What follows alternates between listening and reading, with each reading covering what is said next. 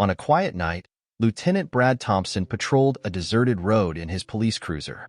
His mind was filled with distorted views of society, shaped by years of prejudice and misinformation. As he drove, he spotted a black sedan parked on the side of the road. Without hesitation, he decided to approach the vehicle, unaware that its occupant was an undercover FBI agent. Brad pulled up behind the sedan and activated his patrol car's lights. He stepped out, his hand resting near his holster, a habit born from years of ingrained suspicion. As he approached the driver's side window, he saw a man sitting calmly in the driver's seat. Marcus Johnson, the FBI agent, was dressed casually in jeans and a t-shirt. He took a deep breath, steeling himself for the interaction.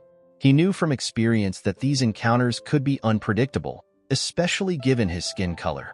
Brad reached the window, his posture rigid and authoritative. He tapped on the glass with his flashlight, signaling Marcus to roll it down. As the window lowered, Brad's demeanor shifted subtly, his eyes narrowing as he took in Marcus's appearance.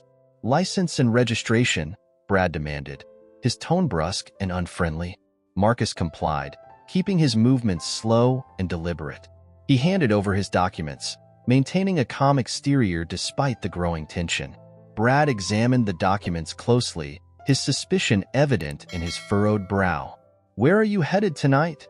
he asked, his voice laced with implicit accusation. "I'm on my way home from work, officer," Marcus replied evenly. Brad's next question revealed his prejudice clearly. "And where exactly are you from? You don't look like you're from around here." The atmosphere grew tenser as Marcus recognized the implication behind Brad's words. He took a moment to compose himself before responding firmly. "I was born and raised in this country, officer. Is there a problem with my documentation?" Brad's jaw clenched at Marcus's response. The conversation was quickly heating up, with Brad's preconceptions clashing against Marcus's dignified resistance. The stage was set for a confrontation that would expose deep-rooted issues within the police force and challenge both men's perspectives. Brad's irritation grew visibly as Marcus stood his ground. Attempting to reassert his authority, Brad leaned closer to the car window, his voice low and threatening. "Listen here, I don't appreciate your attitude.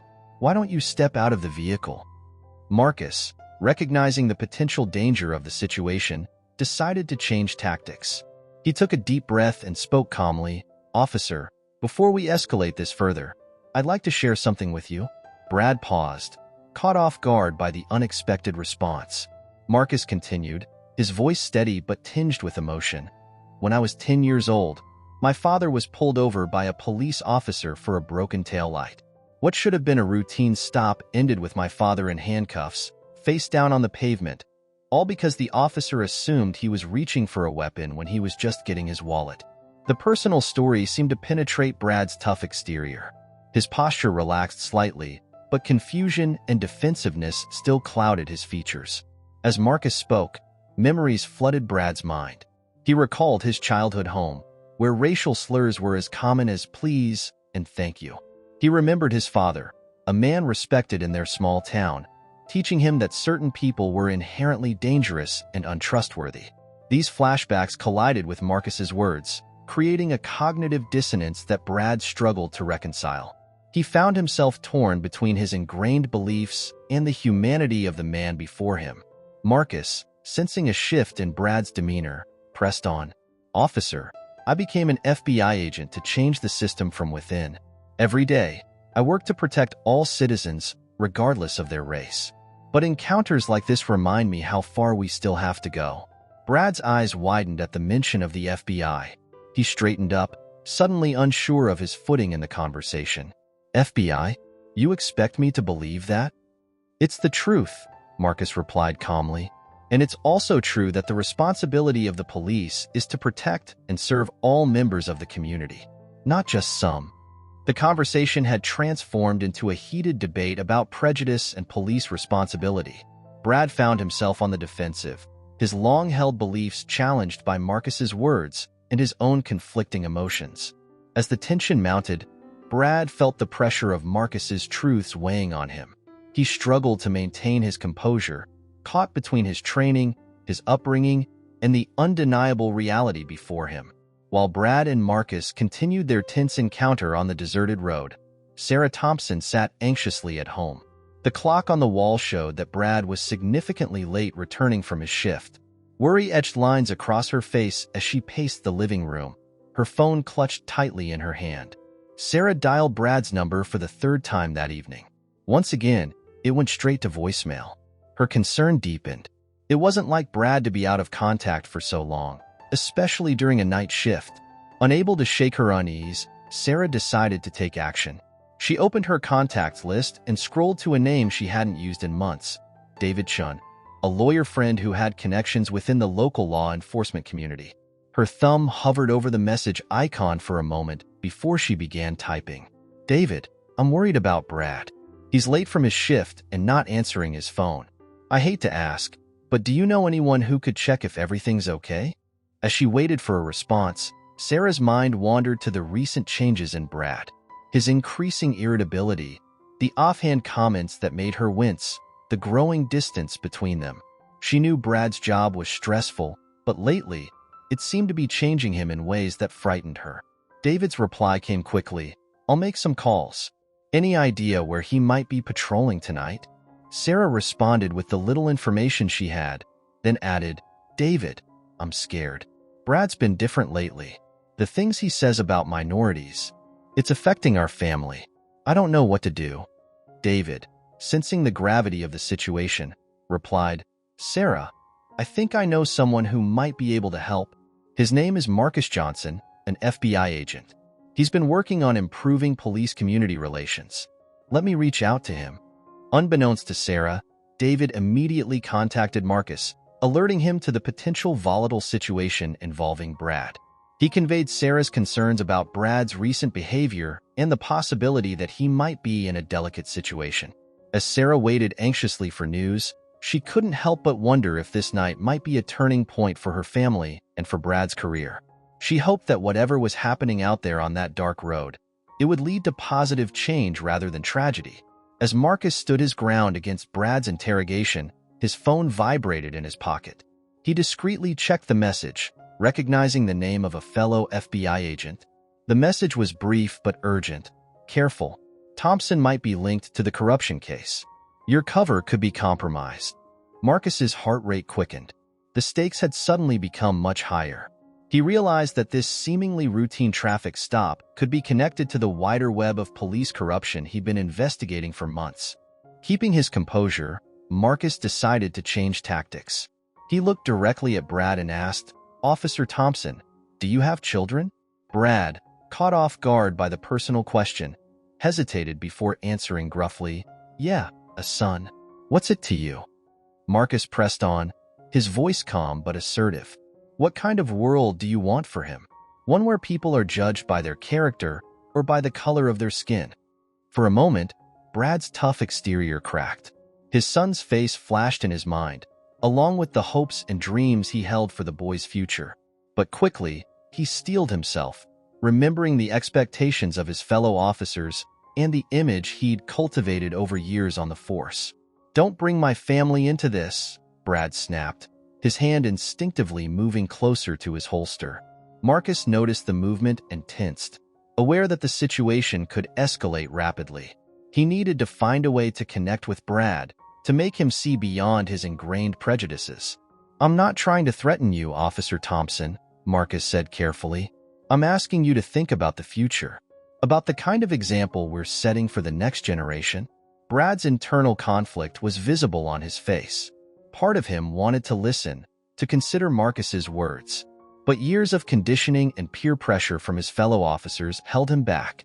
He was torn between his duty as he'd always understood it and the uncomfortable truths Marcus was forcing him to confront. As the tension between them grew, both men became acutely aware that this encounter was about much more than a simple traffic stop.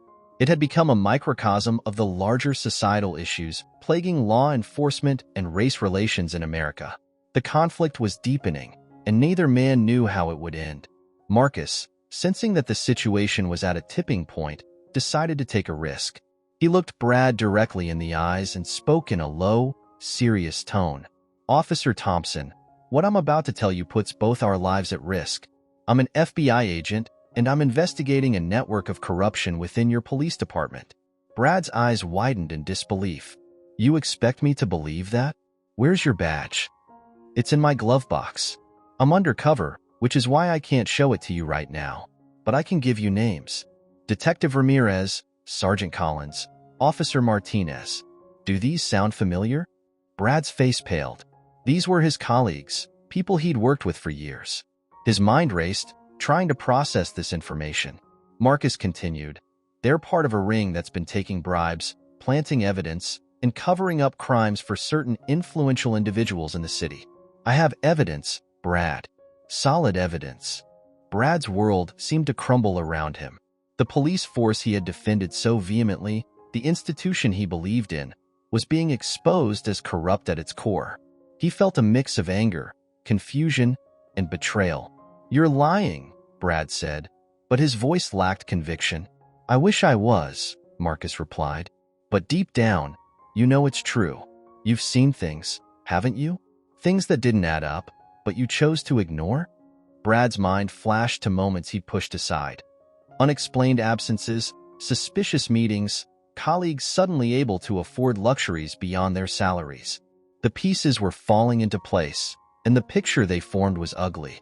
As Brad grappled with this revelation, a car approached in the distance. Both men turned to look, tension mounting as they wondered who it could be. Brad's hand hovered near his weapon, torn between his loyalty to the force and the shocking truth Marcus had revealed. He found himself at a crossroads, unsure whether to trust this man who claimed to be an FBI agent or to fall back on the camaraderie of his fellow officers. As the approaching car drew nearer, Brad realized he had mere moments to decide where his true allegiance lay. With the truth, or with the corrupt system he'd been a part of for so long. As the tension between Brad and Marcus escalated, Sarah's involvement added a new dimension to the unfolding drama. Unknown to Brad, Sarah had been in contact with Marcus through their mutual acquaintance, David. Sarah, driven by concern for her family's future, shared intimate details with Marcus. My husband wasn't always like this, she wrote in a message. The job changed him. Now, I worry about the example he's setting for our son. I'm scared, Mr. Johnson, not just for Brad, but for what his actions might mean for our child's future. Marcus, still facing Brad on that deserted road, felt the weight of Sarah's words. He realized that this confrontation wasn't just about exposing corruption or changing one man's mind. It was about saving a family, about breaking a cycle of prejudice that could affect generations. With this knowledge, Marcus made a critical decision. He would try to reach Brad not just as a law enforcement officer, but as a father and a husband. It was a risky move that could either defuse the situation or make it exponentially worse.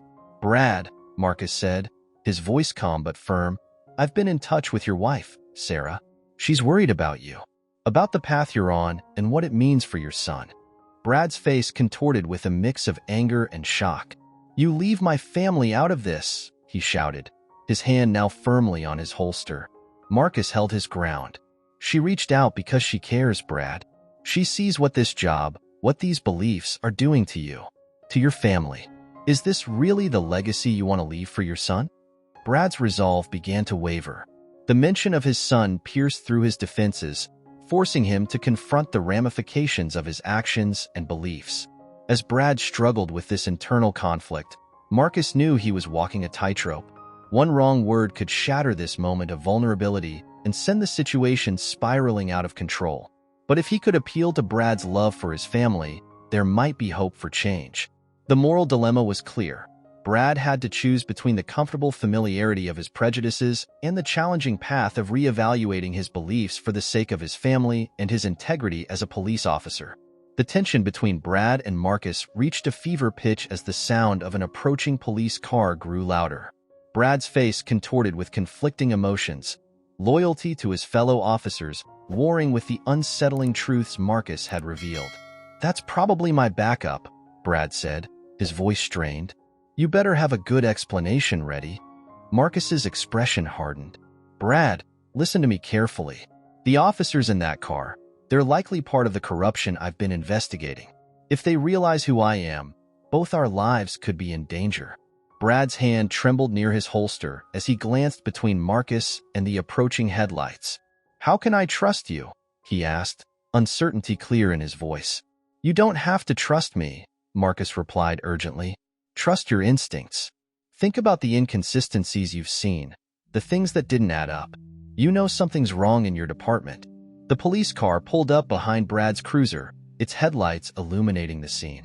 Two officers stepped out, their faces obscured in the harsh light. "Everything all right here, Thompson?" one of the officers called out, his hand resting casually on his weapon. Brad recognized the voice, Officer Ramirez, one of the names Marcus had mentioned earlier.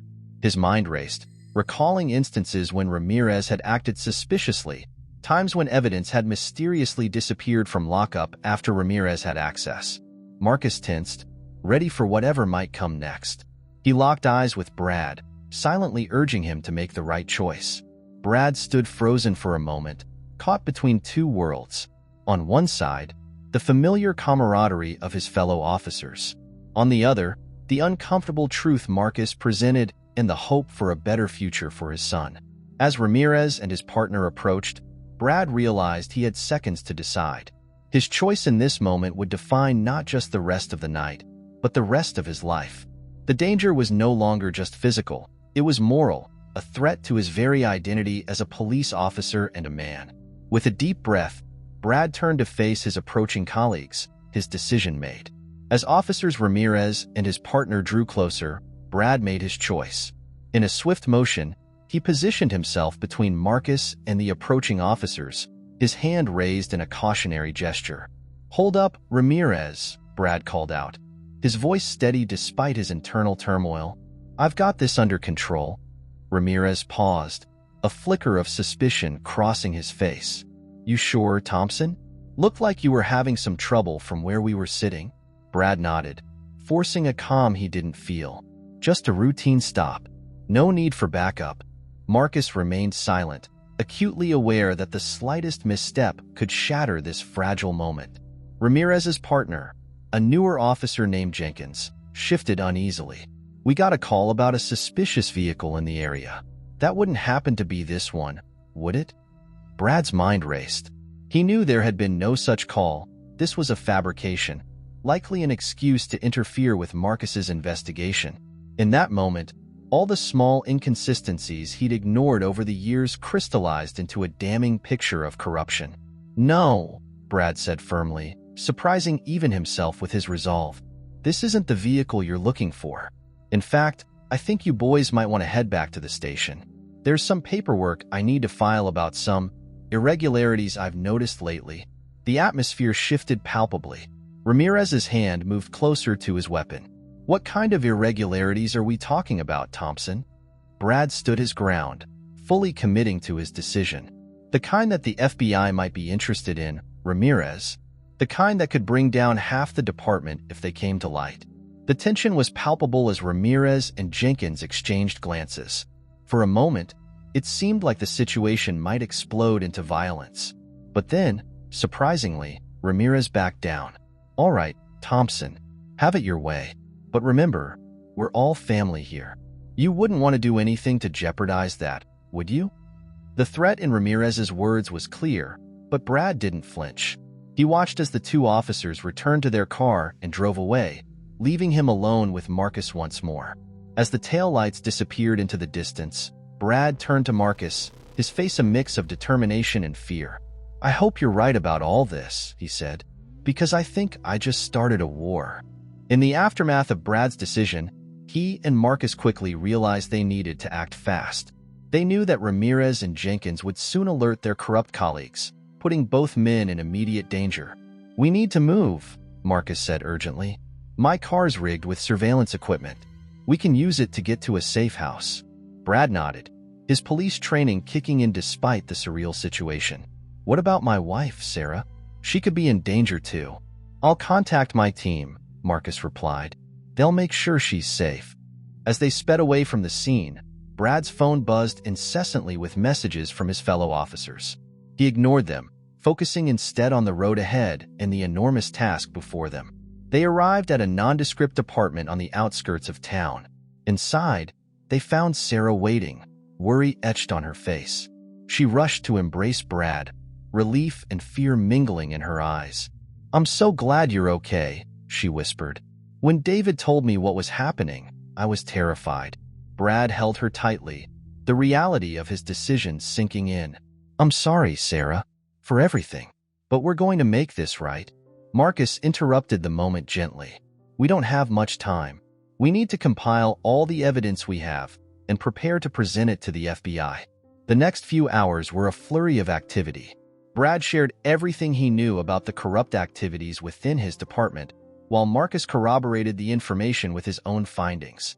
Sarah proved invaluable, her keen eye for detail helping to connect seemingly unrelated incidents into a cohesive narrative of corruption. As dawn broke, they finally had a comprehensive dossier ready to present to the FBI.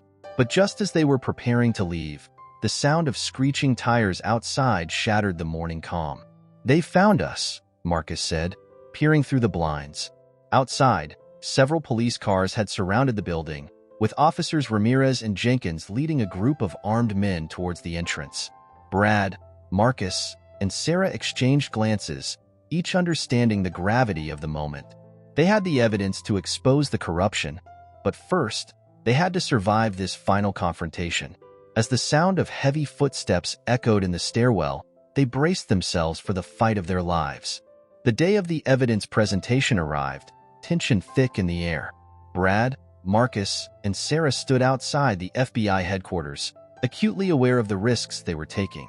As they approached the entrance, a group of corrupt officers, led by Ramirez and Jenkins, intercepted them. "Think carefully about what you're doing, Thompson," Ramirez growled, his hand hovering near his weapon. "There's still time to back out. Pretend this never happened."